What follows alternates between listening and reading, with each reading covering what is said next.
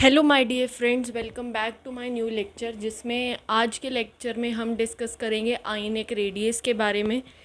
Last lecture में हमने atomic radius को ख़त्म कर दिया था। आज हम कैटायनिक रेडियस, एनायनिक रेडियस और कुछ इम्पॉर्टेंट ट्रेंड्स को पढ़ेंगे और एटम्स या एलिमेंट्स के हम एटॉमिक रेडियस को भी कंपेयर करेंगे।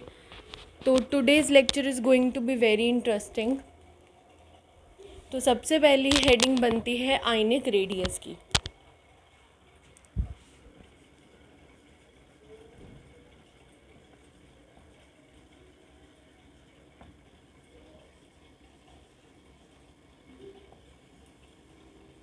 आयनिक radius and Z effective.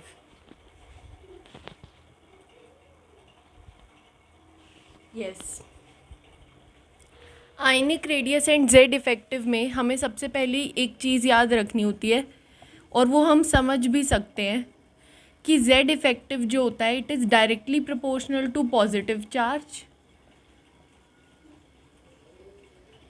And inversely proportional to negative charge. यानी कि अगर मैं बात करूँ जेड इफेक्टिव के ऑर्डर की, तो कोई एलिमेंट है ए पॉजिटिव का जेड इफेक्टिव ए से ज़्यादा होगा और ए नेगेटिव का जेड इफेक्टिव ए से कम होगा। क्यों? क्योंकि जेड इफेक्टिव जो होता है वो directly proportional to positive charge है and inversely proportional to negative charge है। राइट? अभी ऐसा होता क्यों है वो भी समझ लेते हैं। मान लीजिए ए कोई एलिमेंट है, एक्स जेड ए, ऐसे रिप्रेजेंट करते हैं किसी को भी। इसकी जो जेड की वैल्यू है, यहाँ पे जो ए है वो एटॉमिक नंबर नहीं है, यहाँ मैंने ए किसी एलिमेंट को लिया। आप यहाँ पे एक्स लिख सकते हैं, x x x negative. Right? मान लीजिए इसका एटॉमिक नंबर है 10। ठीक है, अब मैंने क्या किया, इसको एक्स पॉजिटिव बनाया। तो एक्स पॉजिटिव में इलेक्ट्रॉन्स कितने होंगे? 9 इलेक्ट्रॉन्स। और प्रोटॉन्स कितने होंगे? 10 प्रोटॉन्स। अगर मैं बात करूँ एक्स की, तो एक्स में 10 इलेक्ट्रॉन्स और 10 ही प्रोटॉन्स। और अगर मैं बात करूँ एक्स नेगेटिव की, तो इसमें 11 इलेक्ट्रॉन्स और 10 प्रोटॉन्स। राइट? आप मुझे ये बताइए कि अब इस वाले केस में 10 प्रोटॉन 9 इलेक्ट्रॉन को खींच रहे हैं, तो एक इलेक्ट्रॉन कितने प्रोटॉन द्वारा खींच रहा है? यानी कि 9 इलेक्ट्रॉन्स जो हैं वो 10 प्रोटॉन द्वारा खींच रहे हैं, तो एक इलेक्ट्रॉन कितने प्रोटॉन द्वारा खींचा जा रहा है? 10/9 प्रोटॉन्स। कितने प्रोटॉन्स? 10/9 प्रोटॉन्स। यहाँ देखें तो 10 इलेक्ट्रॉन 10 प्रोटॉन, तो एक इलेक्ट्रॉन विल बी एक प्रोटॉन। यहाँ पे देखें 11 electron are being pulled by 10 proton, then 1 electron will be pulled by 10/11 proton. तो सबसे ज़्यादा फोर्स कहाँ लग रहा है? सबसे ज़्यादा एक इलेक्ट्रॉन पे सबसे ज़्यादा पुल कहाँ से आ रहा है? इस वाले से। क्यों? क्योंकि इसकी वैल्यू ग्रेटर देन 1 है, ये 1 के बराबर है और ये लेस देन 1 के बराबर है। और जेड इफेक्टिव क्या ही होता है कि total attractive force on the valence electron या net attractive force on the valence electron by the nucleus. Right? तो एक्स पॉजिटिव में जो ये रेशो आई है ये 1 से बड़ी आई है, यहाँ पे 1 की इक्वल आई है और यहाँ पे 1 से लेस देन आई है। तो इस वजह से जेड इफेक्टिव का ये ऑर्डर बनता है, X positive then X and then X negative. Right?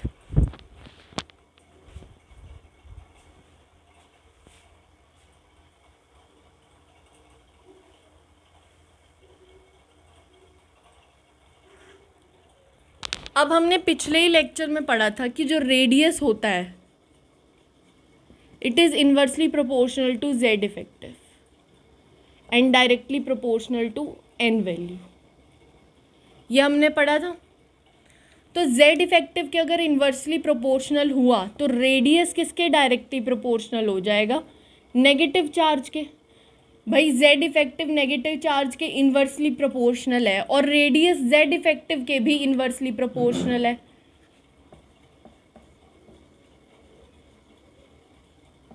तो रेडियस डायरेक्टली प्रोपोर्शनल किसके हुआ? नेगेटिव चार्ज के। एंड इनवर्सली प्रोपोर्शनल किसके हुआ? पॉजिटिव चार्ज के। Yes, wait a minute.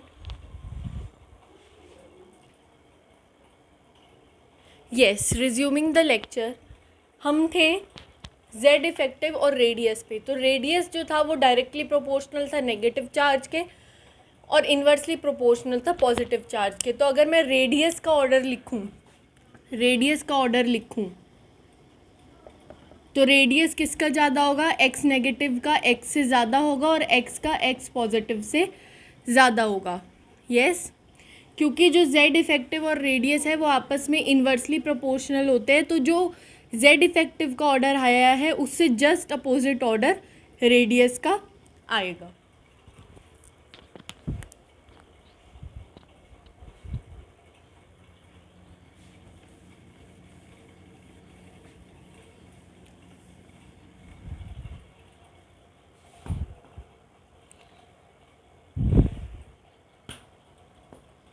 अब अगर हम बात करें Z effective for isoelectronic species की,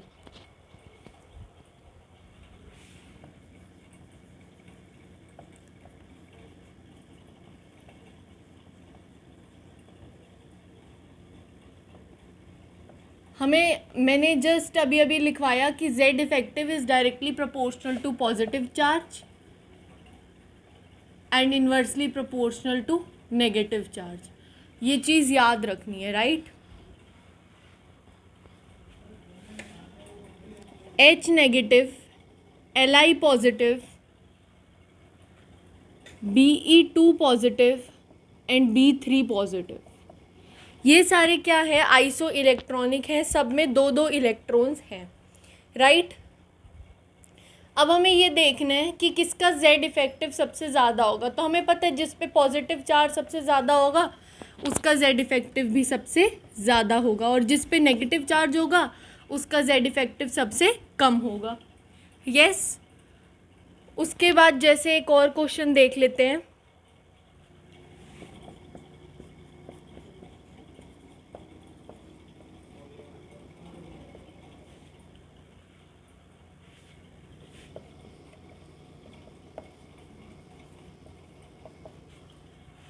अब इन सब में 10 इलेक्ट्रॉन्स हैं, राइट। पर अगर मुझे जेड इफेक्टिव का ऑर्डर लिखना है तो directly proportional to positive charge, positive यहाँ पे सबसे ज़्यादा है तो ये ऐसा ऑर्डर हो जाएगा, राइट। जेड इफेक्टिव का ऑर्डर अब हमने सीख लिया। अब जैसे जो जेड इफेक्टिव का ऑर्डर आया है और अगर मुझे रेडियस का ऑर्डर निकालना है आइसो इलेक्ट्रॉनिक में तो मैं जस्ट इसका उल्टा ऑर्डर लिख दूंगी तो वो रेडियस का ऑर्डर बन जाएगा। जैसे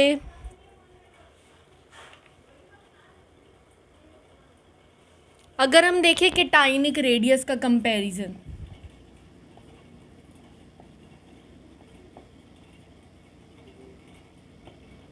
तो Fe प्लस Fe+2 Fe+3, मान लीजिए ये है मेरे पास।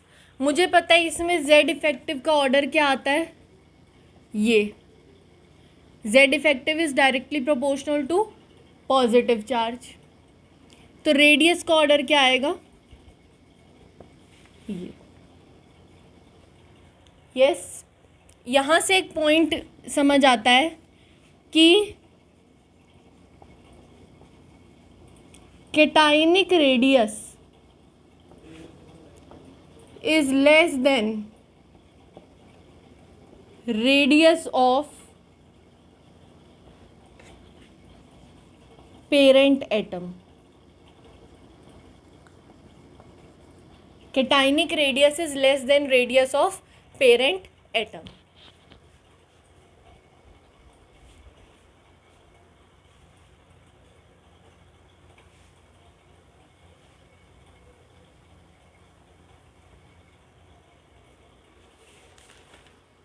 अब बात करते हैं एनायनिक रेडियस की।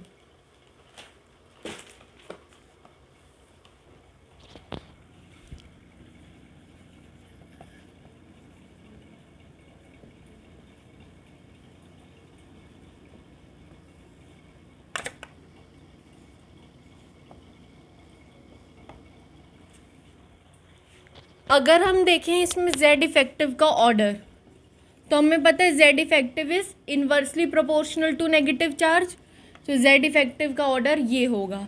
तो रेडियस का ऑर्डर इसका क्या होगा, जस्ट अपोजिट।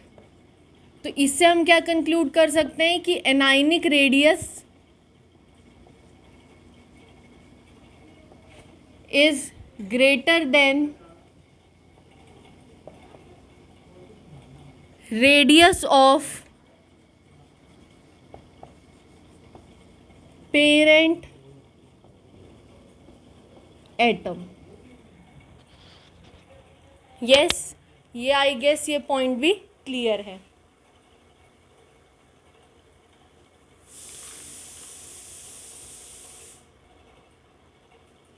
जैसे एक क्वेश्चन है, चलिए बाद में करेंगे क्वेश्चन। तो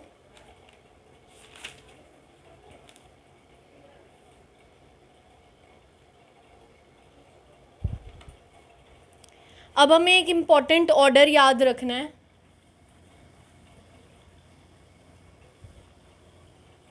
तो ये हमने cationic anionic radius iso electronic species में कैसे कंपैरिजन करते हैं वो सब हमने देख लिया, राइट। अब हमें एक इम्पॉर्टेंट ऑर्डर जो याद रखना है वो है ये।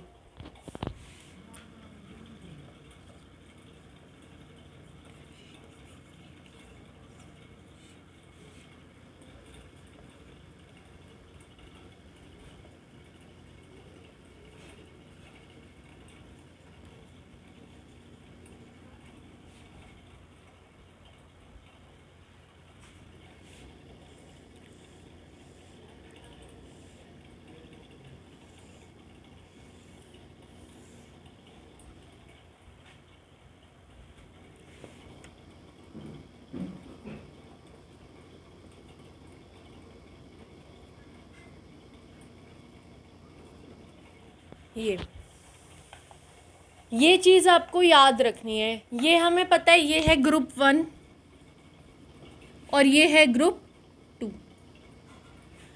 ये मैंने पहले क्या बनाया, मैंने पहले S बनाया, उसके बाद ऐसे लाइन डायगनली खींची और फिर क्या बना दिया, N बना दिया। क्या बनाया मैंने, S और N बनाया। ये याद करने का तरीका है बस। सबसे बड़ा रेडियस किसका होगा, सीजियम का। फिर किसका आएगा, ये एरो को देखते चलिए, ठीक है, ये एरो को देखते चलिए कि सीजियम का फिर क्या आ रहा है, रुबीडियम, फिर क्या आ रहा है, पोटेशियम, फिर क्या आ रहा है, बेरियम, फिर क्या आ रहा है, स्ट्रोंशियम, फिर क्या आ रहा है, कैल्शियम, फिर क्या आ रहा है, इधर जाएंगे तो क्या आ रहा है, सोडियम, फिर क्या आ रहा है, ऐसे चलेंगे तो मैग्नीशियम, फिर क्या आ रहा है, ऐसे जाएंगे तो लिथियम, फिर क्या आ रहा है, बेरिलियम। तो ये एग्जैक्ट ऑर्डर है ग्रुप 1 और ग्रुप 2 के साइजेस के कंपैरिजन का, राइट। अब ये ऑर्डर याद रखना है सच थोड़ा सा डिफ़िकल्ट हो जाता है, इसलिए ये हमने एस और एन की हेल्प से याद करा है, ठीक है। ये आपको काफ़ी बुक्स में दिख जाएगा ये।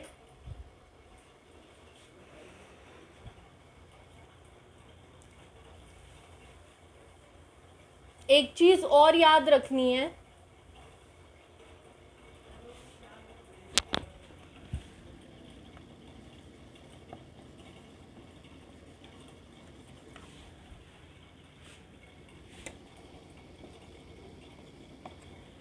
आपको पता है ये दोनों डायगनली रिलेटेड है एक दूसरे से और ये दोनों भी डायगनली रिलेटेड हैं एक दूसरे से।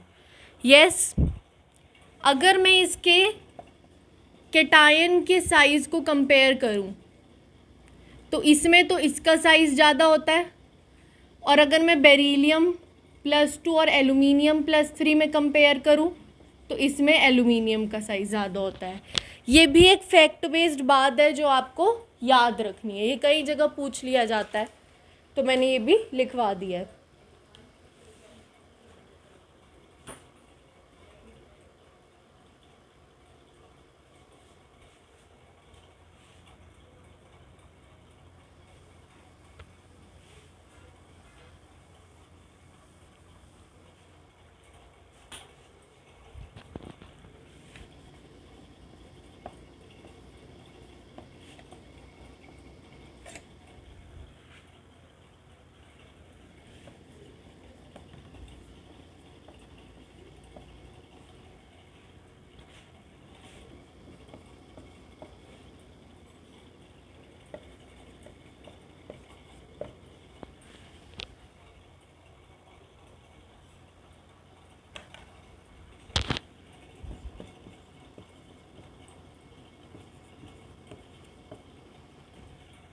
यस, ये मैंने लिखा है, ये आपको समझ आ गया होगा, पीरियोडिक टेबल से लिखा है ये, ठीक है। आपको ये क्या याद रखना है कि डाउन द ग्रुप जाते हैं अगर हम, तो साइज ऑफ एनायन इंक्रीजेस,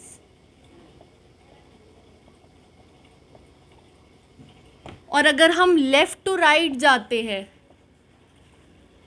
तो साइज ऑफ एनायन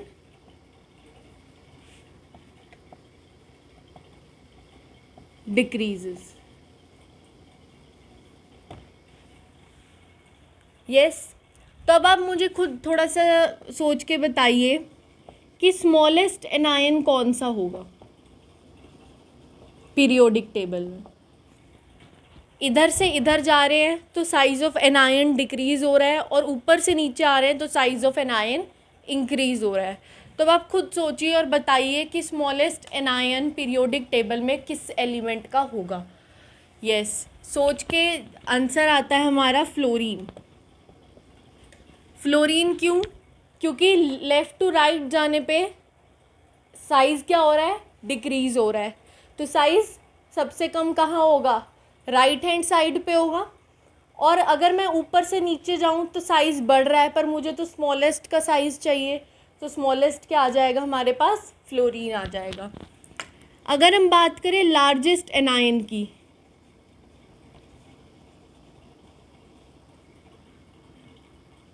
तो वो होता है टेल्यूरियम का, उसके बाद आता है आयोडीन।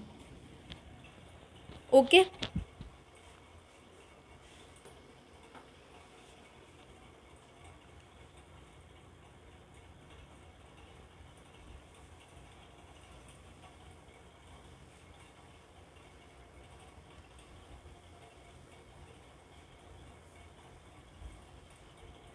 अब जो नेक्स्ट ऑर्डर में लिखवाऊंगी वो भी थोड़ा सा याद करने वाला ही है, उसमें भी कोई इतना समझने वाला कुछ है नहीं। जैसे हमें ये तो पता ही है कि फ्लोराइड, क्लोराइड, ब्रोमाइड और आयोडाइड में ऑर्डर क्या होगा साइज़ का, ये होगा। बट अगर मैं बोलूँ हाइड्राइड, फ्लोराइड,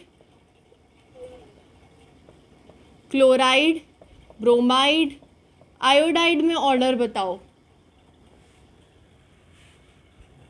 तो आप ये बताइए मुझे कि आप हाइड्राइड को कहाँ रखेंगे, यहाँ रखेंगे, यहाँ रखेंगे, यहाँ रखेंगे, कहाँ रखेंगे।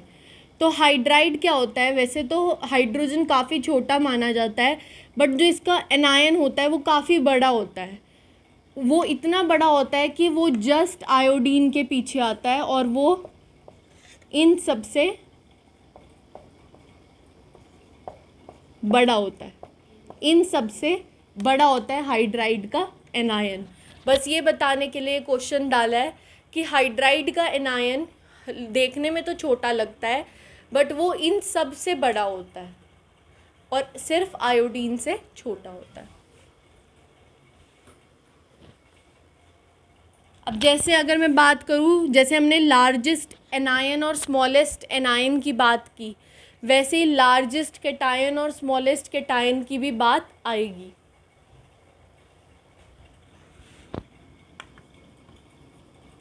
तो स्मॉलेस्ट कैटायन किसका हो जाएगा, H+ का, ये याद रखना है। और जो लार्जेस्ट कैटायन होता है वो किसका होता है, सीजियम प्लस का। यस, इसी के साथ हमारा आयनिक रेडियस जो आज का हमारा टॉपिक था वो होता है कंप्लीट।